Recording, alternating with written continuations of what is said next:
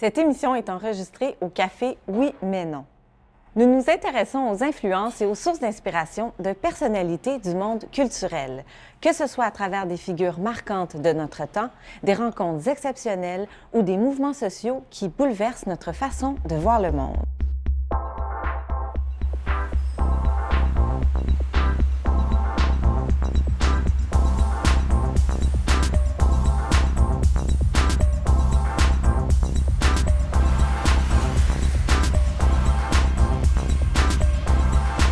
Nous recevons aujourd'hui Pierre Graveline. Bonjour, Monsieur Graveline. Bonjour. Merci d'avoir accepté notre invitation. Un plaisir.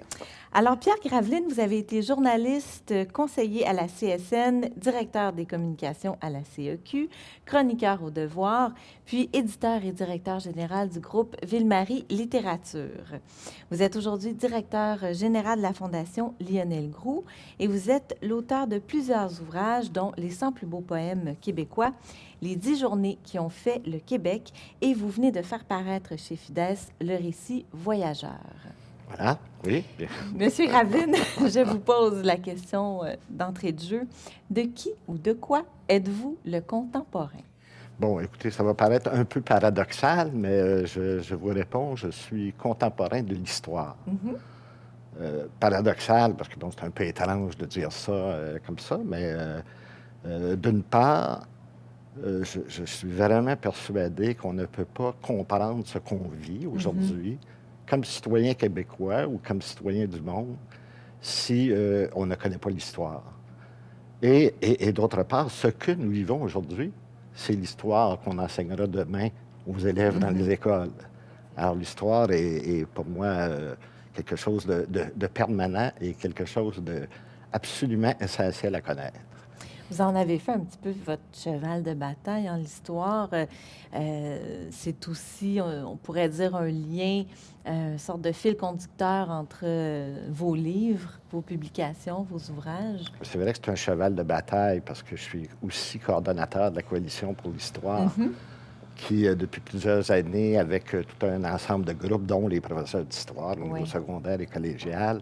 Donc, la Coalition se bat pour un meilleur enseignement de l'histoire dans les écoles secondaires, au niveau collégial et au niveau universitaire.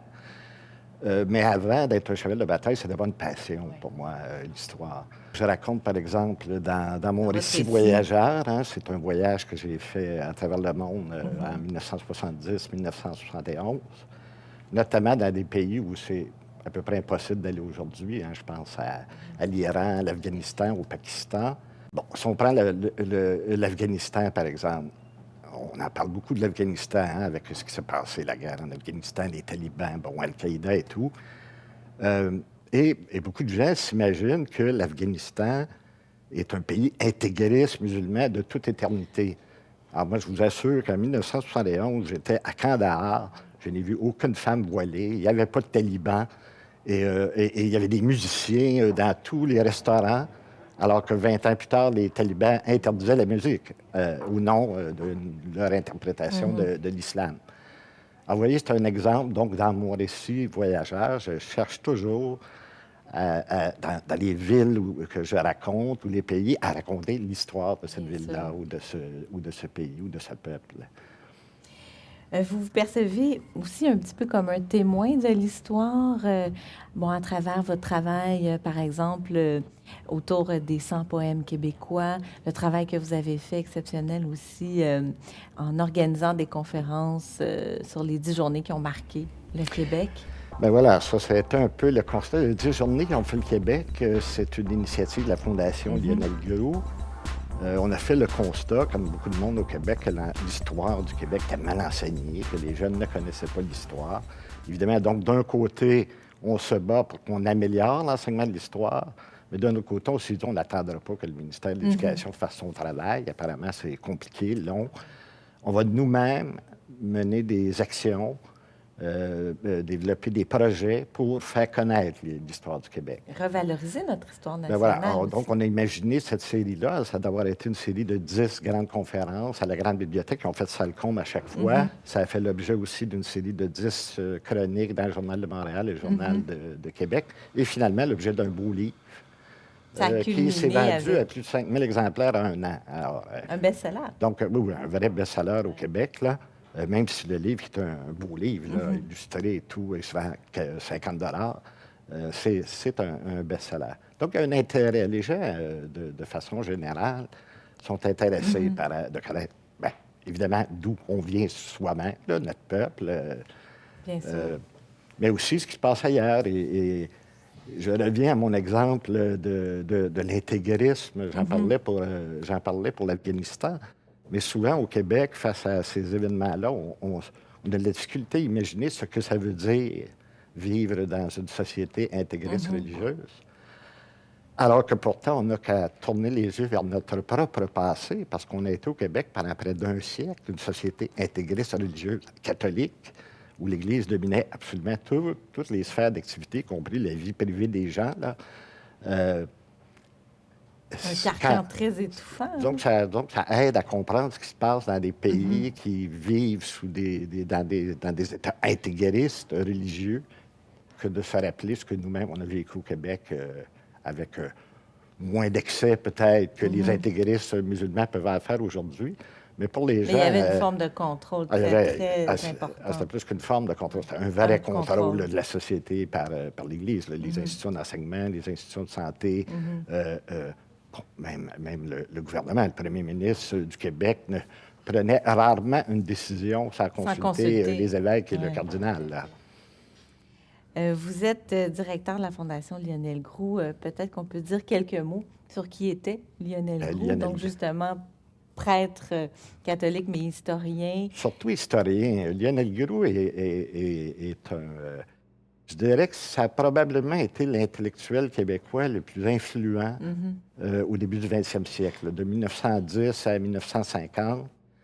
D'abord, il a été le premier à enseigner l'histoire dans une université au Québec, à l'Université de Montréal. Hein. Tu as été un pionnier, finalement. C'est un vrai pionnier dans la recherche. Il a publié plus de 90 livres et brochures sur l'histoire du Québec. Ça, on sait peut-être un peu moins. Hein? On connaît moins son œuvre littéraire. On la connaît moins aujourd'hui, bien qu'elle ait influencé là, toute une génération d'historiens.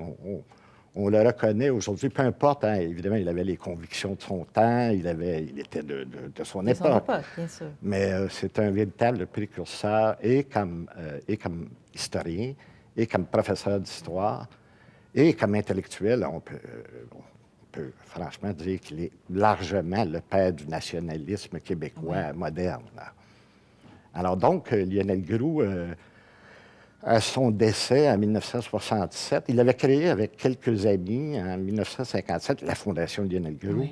Et à son décès en 1967, il a légué sa maison, ses archives, ses livres à la Fondation Lionel Groulx, qui a été très longtemps surtout un centre d'archives, un centre de recherche. On en a parlé un petit peu tout à l'heure. On ne connaît pas assez notre histoire. Et la commémoration est une façon importante, pensez-vous, d'amener les gens à vraiment découvrir leur histoire et revisiter je vais vous donner un exemple très, très, très simple. Là. Il y a 68 stations de métro à Montréal. Il y a 28 stations de métro qui portent le nom de personnages majeurs de l'histoire du Québec et du fait français en Amérique. Là. Il n'y a aucune indication dans aucune de ces 28 stations-là, c'est qui cette personne-là? Station Papineau, c'est qui Papineau? D'Iberville, c'est qui d'Iberville? Henri Bourassa, c'est qui Henri Bourassa? C'est étonnant. Ouais. Ça fait 50 ans que le métro existe. Quelqu'un aurait pu y penser. Nous, on a proposé, là, on vient de déposer un projet pour les 375e anniversaire de Montréal, d'installer des plaques commémoratives dans ces 28 stations-là, avec des codes QR qui vont permettre aux gens, avec leur téléphone intelligent ou leur tablette, d'accéder aux pages Wikipédia qui présentent ces personnes-là, avec un cahier spécial dans un grand quotidien, une exposition à la Passerelle des Arts, au métro Place des Arts. Et on propose également que pendant, en 2017, là, pendant les festivités, que dans ces 28 stations-là, des comédiens incarnant les 28 personnages fassent des représentations théâtrales sous forme de statues là, qui vont s'animer, qui vont dire, ben voilà, je suis Pépinot, qui suis-je, et bon.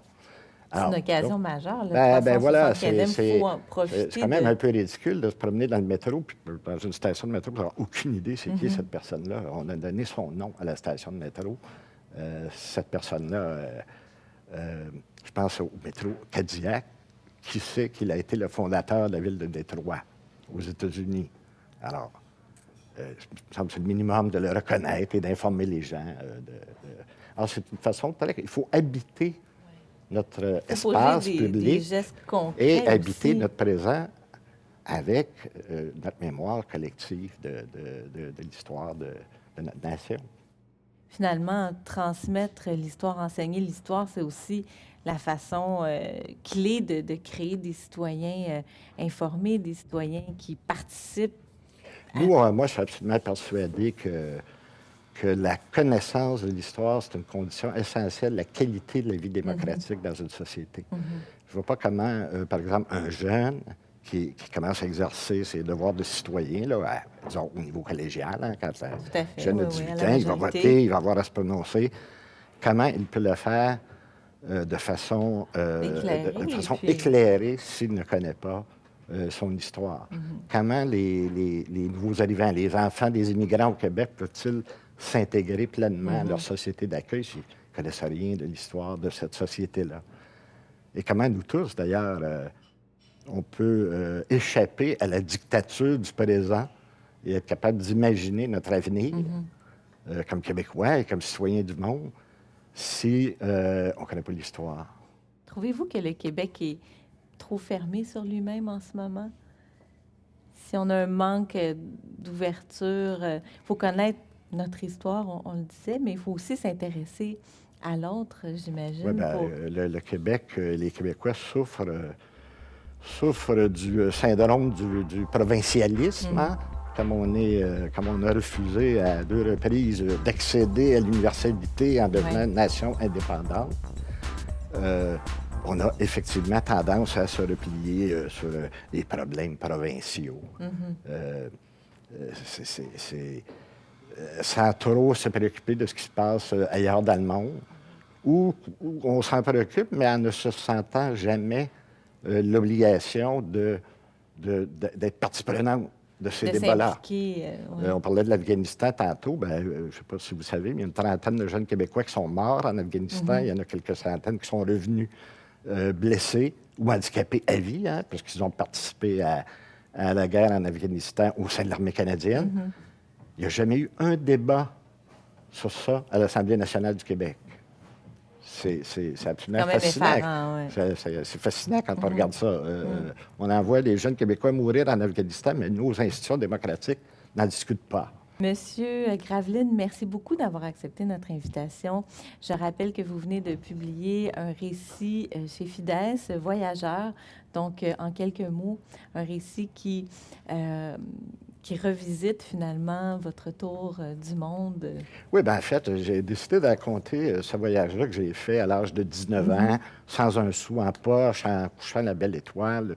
Je le raconte parce que, d'une part, c'est un voyage qui, malheureusement, ne pourrait plus être fait aujourd'hui par un jeune, plusieurs de ces pays-là n'étant plus accessibles, mais aussi parce que le sentiment d'être un voyageur dans le merveilleux sens ancestral du terme, on peut difficilement l'avoir aujourd'hui dans la mesure où, d'abord, l'industrie touristique envahit la planète au grand complet.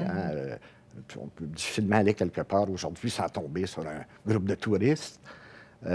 Et par ailleurs, Internet a réduit la planète à une peau de chagrin. Les communications maintenant sont instantanées. Moi, à l'époque où j'ai fait ce voyage-là, une lettre carte postale prenait des semaines, voire des mois entre l'Europe, à se rendre entre l'Europe et le Québec. Communication téléphonique, à moins d'être riche, était absolument inaccessible. Et évidemment, Internet n'existait pas. Alors, on pouvait être quelque part dans le monde avec le sentiment profond d'être inaccessible, incapable de communiquer. Et ça n'existe plus aujourd'hui. Alors, j'ai voulu raconter donc cette aventure-là. Je l'ai écrit pour mes filles et pour ma petite fille. Un récit fort inspirant. Merci beaucoup, M. Graveline. Merci, ça me fait plaisir.